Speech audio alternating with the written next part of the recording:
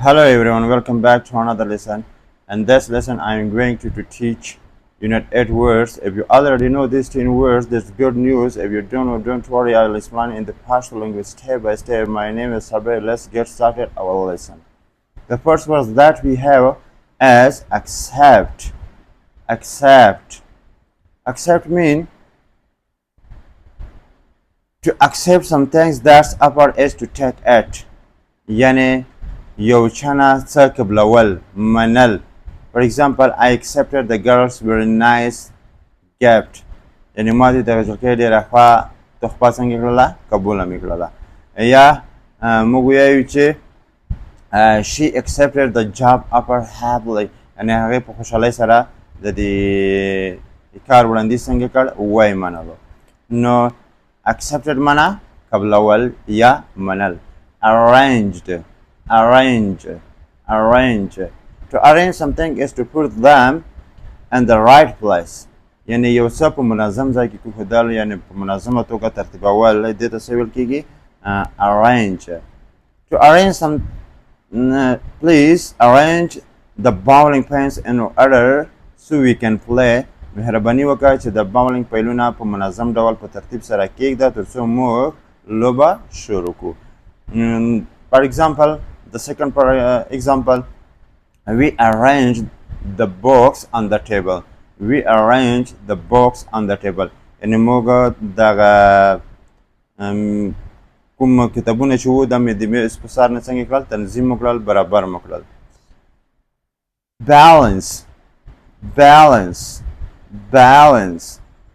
To balance something is to keep air from falling. Balance something is to keep it from falling. یعنی د یو څه شی د غورځېدو څخه مخنیوی کول یعنې د غورځېدو څخه ساتل. نو معنی ده توازن ساتل یا انډویل ساتل یا برقرار ساتل. لکه ویې چې for example we saw an elephant balance itself on a ball. We saw an elephant balance itself on a ball. موږ یو پیل ولیده چې هغه په یو بال باندې خپل ځان توازن یې څنګه کړی و برابر کړی و. یعنې نه داسې کوږ و نه داسې و نه مخته تللی و نه شاته یعنې سیده ولاړ و. یعنې څه معنی خپل توازن یې برقرار ساتلی و یعنې خپل ځان یې انډویل ساتلی و. نو دې ته څه ویل کېږي بالانس. Contrast. A contrast is the sharp difference between two things. يعني د دوو شیانو ترمنځ توپیر ته contrast ویل کېږي. For example, the contrast between my parents is very noticeable. يعني زما د والدینو د توپیر چې دی دا د توجه وړ دی یعنې د پام وړ دی. نو موږ ویایو په بل مثال کې the bright colors contrast with a dark background. There is a sharp contrast between city life and rural life. This is easy to contrast two different political system. Also باللغة encourage معنى if someone or something is to encourage someone is to make them want to do something. د یو چا تشویق کول چې هغه څنګه شي هغه هڅه وکړي چې هغه کار وکړي. نو encourage معنی هڅول تشویقول. For example, my football coach will encourage us when we are losing. That's my football coach will encourage us when we are losing. کله چې موږ لوبې بایلو په دغه وخت کې به موږ ته دغه کوم کوچ چې دی دا به موږ ته سره کوي ډاډ به راکوي اطمینان به راکوي یعنې هڅویم به. نو داسې encourage mean یعنې هڅول. For example, بل مثال کا ورکو my teacher encouraged me to keep study hard. I encouraged my son to get married with her. My brother encouraged me to study hard. Has anyone ever encouraged you to study in Afghanistan? آیا ته کوم یو داسې چا هڅولی چې په افغانستان کې مطالعه وکړي؟ نو encouraged معنا هڅول. Familiar. If someone or something is familiar to you, you know them well. یعنی که چیرې یو څه یا یو څوک څنګه وي familiar وي نو څه معنا لري؟ you know them well. نو ته به هغه ښه پېژنې، یعنې پېژندګلوي شناخت په معنا دی. familiar معنا پېژندګلوي یا بلدتیا یا شناخت په معنا دی.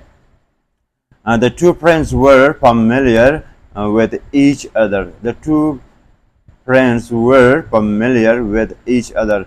یعنې دغه دوه ملګري چې وو د یوه بل سره څنګه وو؟ پېژندګلوي وو، اشنا وو.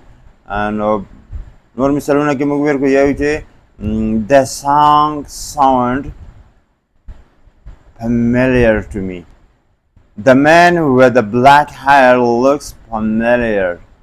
The man with the black hair is familiar to me. نو د دوړه جملې ګرامري لحاظ باندې درستې دي، یعنې داسې نه وي چې بیا ورکې مشهور شي.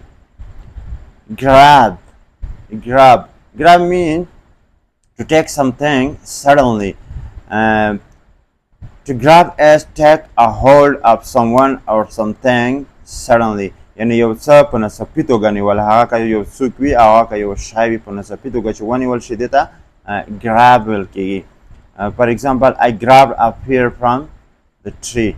یعنې ما یو ناک د څه شي نه د ونې نه ونیولې، په ناڅاپي توګه مې ونیوه. نو موږ she grabbed a hand under the tree. نو د څه معنا لري؟ یعنې موږ هغه یوه چرګه د ونه لاندې په ناڅاپي توګه ونیوه. بل لغت چې دی چې ډېر استعمالیږي په انګلیسۍ کې بیخي زیات استعمالیږي هغه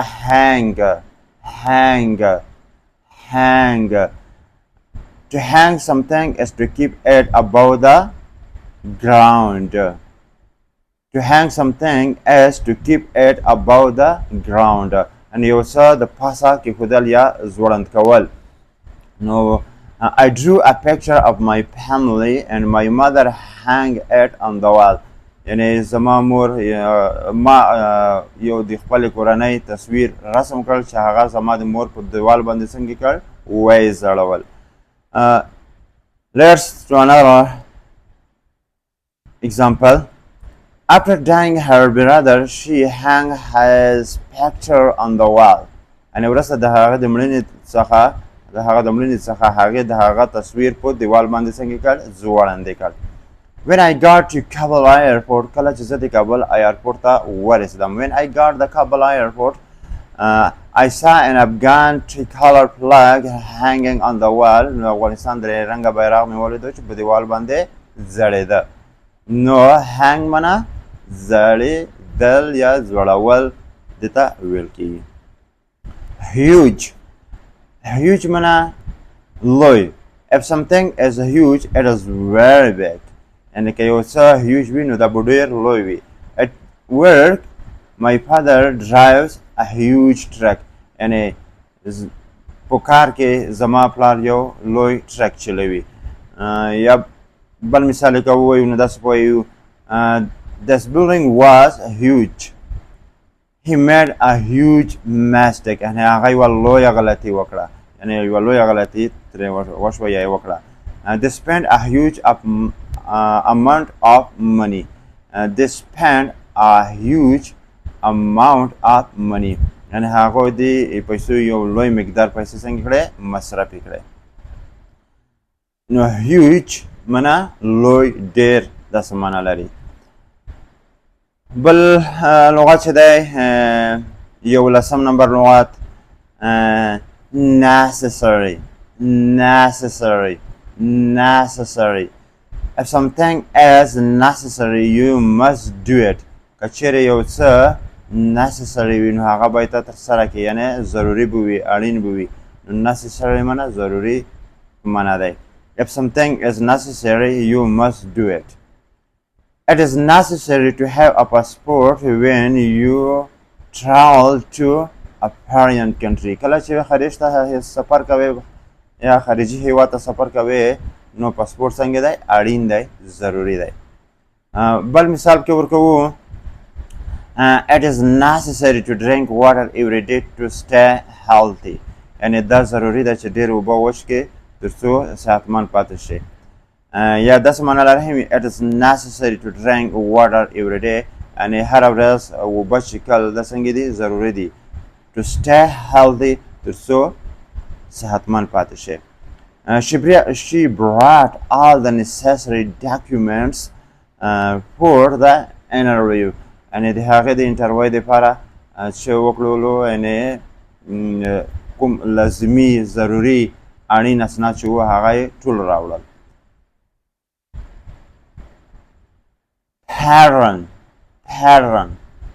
pattern a pattern is a way in which something is done or organized طرز ته ویل کېږي طریقې ته ویل کېږي او بله معنا یې نمونه ته ویل کېږي لکه my pattern as brushing my teeth is the same as most people's یعنی زما د غاښونو برش کولو طریقه د عام خلکو په څیر ده یعنې لکه څه رقم ده چې نور خلک سبعي او ماښام کې غاښونه برش کوي نو دغه زه خپل غاښونه څنګه کوم صفا کوم نو زما د غاښونو پاکولو طریقه څنګه ده یعنې pattern ده که بل مثال ته یې نو داسې به ووایو she wore a dress with a beautiful floral pattern scientists noticed a pattern in the weather change over the past month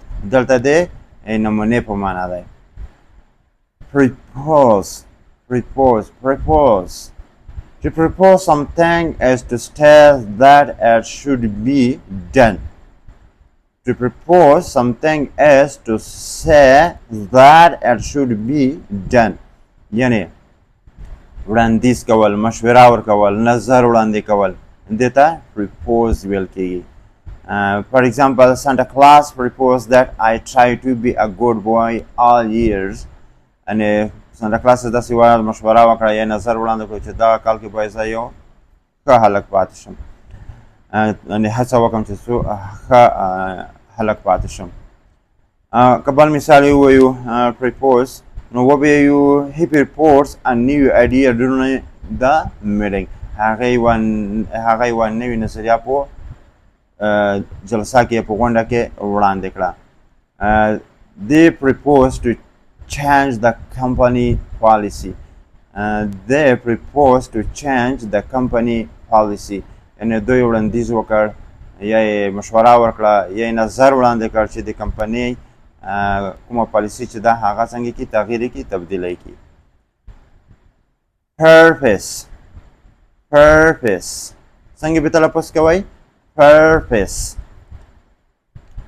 a purpose is the reasons that you do something یعنی موخه ته ویل کېږي هدف ته ویل کېږي a purpose is the reason that you do something یعنی یو د وجه له وجې چې ته یو څه کار کوې یعنی یو موخه ته ځان رسوې نو دې ته څه ویل کېږي purpose the purpose of exercising is to get into shape یعنی څه معنا د تمرین موخه دا ده چې انسان څنګه شي صحتمند پاتې شي یعنی په شیپ کې پاتې شي نو د تمرین یا د اکسرسایز کول موخه هدف یې همدغه دی که بل مثال ته راشو نو داسې به ووایو چې there was a new sense of purpose in her step as she set off okay set off the phrasal verb دی دا د روانېدو په معنا هم دی د سفر پیل کولو په معنا دی for example we set off early in the morning یعنی موږ سهار وختي روان شو که بل مثال وایو she set off for the market انا هغه مرکات ته یعنی مارکیټ ته لاړله یعنی روانه شوه بل معنی چې دا د set up چې دا phrasal verb دی یعنی پالول یا چاودنه کول او یا الارم کوم چې دی هغه غږول the first seat of the alarm یعنی داسې کې پلاولو په معنا ده چې شی فعاله شي he accidentally set off the bump داسې کې د چاودنې په معنا ده یعنی هغې نه په تېروتنې سره څه وشول نه بم چاودنه ترېنه وکړه بل چې دی set up د ښکلا په معنا هم دی لکه the necklace set off her dress نه هغې د لباس ته چې کله یې د هغه ورسره واچوله غاړه نو د لباس ته یې نوره هم چې ورکړله ښکلا یې ورکړه نو داسې کې د ښکلا په معنا کارول شوی دی نو دا phrasal verb دی یعنې دا یو څو معنی لري چې درته تشریح مو کړی بل release don't pronounce this word release as the standard pronunciation as release not released دبو release تلفظ کوي release به نه تلفظ کوي په ز په زالي ما تلفظ کوي په سین سره تلفظ کوي release decrease to release something is to stop holding it د یو څه د نیولو څخه مخنیوی کول یا ډډه کول یعنی څه معنا خوشی کول ازادول دویمه معنی چې دی بازار ته وړاندې کول چې ته وړاندې کول بازار ته وړاندې کول لکه د فلم یا کومې ډرامې یا اخبار مجله داسې یو څه چې بازار ته وړاندې کېږي دې ته څه ویل کېږي release to release something is to stop holding او یو دوه معنا شوه چې د خوشي کولو د ازادولو په معنا شو لکه زندان نه چې څوک خوشی شي او بل یې د چې په معنا شو بازار ته وړاندې کول په معنا شو لکه she released the bird from her hands لکه هغې دغه مرغۍ د خپلو لاسونو څخه خوشي کړه یعنی ازاده یې کړه که بل مثال یې ووایو نو داسې به ووایو the police released the prisoner یعنی پولیسو دغه بندي چې و دی څنګه کړه خوښه یې کړ د زندان څخه یې یعنی ازاد یې کړ او بل مثال کې داسې وایو the bird was released from the cage یعنی مرغۍ د قفس څنګه څخه شوې وه یعنی خوشي شوې وه یا خوشي کړل شوه they will release a new movie next week یعنی دوی به یو فلم په د راتلونکې اونۍ کې څنګه کې خپور به کې the singer released a new album یعنی د سندرغاړي یو نوی البم خپور کړ نو release د ځکه د په معنا دی د خپرولو په معنا دی ارڅو بل لغاته چې هغه دی لاندې به ورسره شو require to require something is to say that as necessary یعنی څه معنا ضروري ګڼل لازم ګڼل شرط ګڼل او بل غوښتنه کول we require teachers to have a university degree یعنی for example we require teachers that have a university degree یعنی موږ د استادانو څخه غوښتنه کوو چې د یوه پوهنتون ډیګري ولري یعنی مقصد د جملې دا دی چې که چیرې یو څوک استادي کوي نو د پوهنتون سند څنګه دی شرط دی یعنی دا لازم دی نور یو څو مثالونه نور کې جوړوو لکه students are required to wear uniform یعنی زده کوونکو نه دا غوښتنه کېږي یا د محصلینو نه دا غوښتنه کېږي چې یونیفارم واغوندي نو دلته require د غوښتنې په معنا دی this job requires a lot of experience you are required to submit form on the Friday یعنی تونه غوښتنه کېږي چې کوم فورم دی فرمونه چې دی دا چې کې جمعې په ورځ وسپارئ. نو ریکوایر معنا غوښتنه کول، ضروري ګڼل یا لازم ګڼل، اړین ګڼل، دې ته څه ویل کېږي؟ ریکوایر. بل single. If something is single then there is only one. یعنی یو ته ویل کېږي، یو یا واحد مفرد. I have a single key in my hands. او زه صرف یو کیلي په لوس کې لرم. او بل سنګل د مجرد په معنا هم دی، لکه I'm single، he is single، داسې معنا لري. یعنې د مجرد په معنا هم کارول کېږي.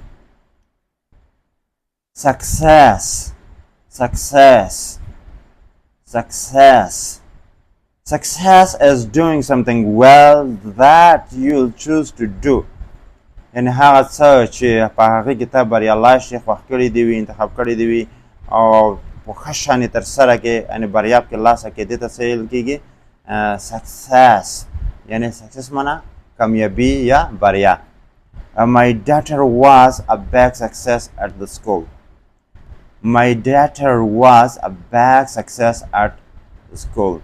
یعنې زما لور په دې مکتب کې څنګه وه؟ یوه لویه کامیابي وه، یوه لویه بریا وه، یوه لویه لوسته راوړنه وه. بل مثال یې که ووایو، نور مثالونه که پرې جوړ کړو نو داسې به ووایو چې she worked hard and achieved a great success. یعنې هغې ډېر سخت کار وکړ، زحمت یې وویسته او نو یوه لویه کامیابي یې لاسته راوړه، یوه لویه بریا یې لاسته راوړه. Success doesn't come overnight. یعنې کامیابي په شپه کې، یعنې په تېره شپه کې چاته نه راځي. څه معنا؟ زحمت ضروري دی، کوشش ضروري دی، یعنې بې زحمته چاته کامیابي نه راځي. Everyone wants success in life. هر څوک په ژوند کې چې غواړي؟ کامیابي غواړي، بریا غواړي. Tear. T plus air. Tear.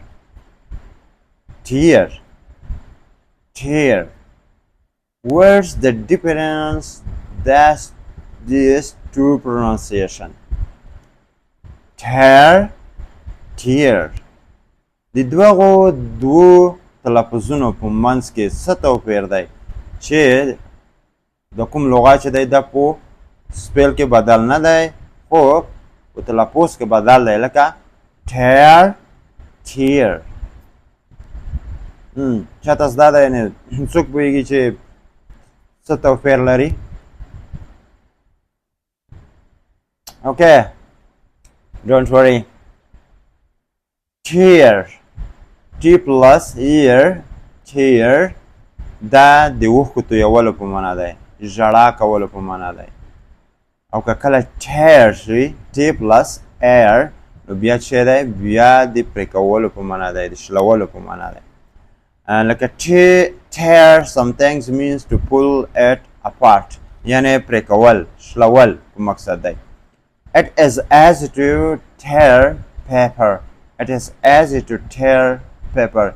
یعنې دا اسانه ده چې یو کاغذ وشلوئ. یعنې څه معنا؟ شلول، پرې کول دې په معنا دی. نو خدای دې وکړي چې په دا تلفظ نه پوه شي وایي که tear ویلی شي نو بیا ژړا اوښکو تویولو ته ویل کېږي، که tear ویلی شي پرې کولو په معنا دی.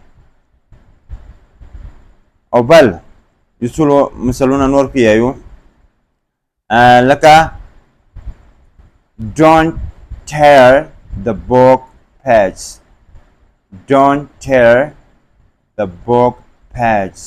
یعنې د کتاب مخونه یا صفحې مشق کوه.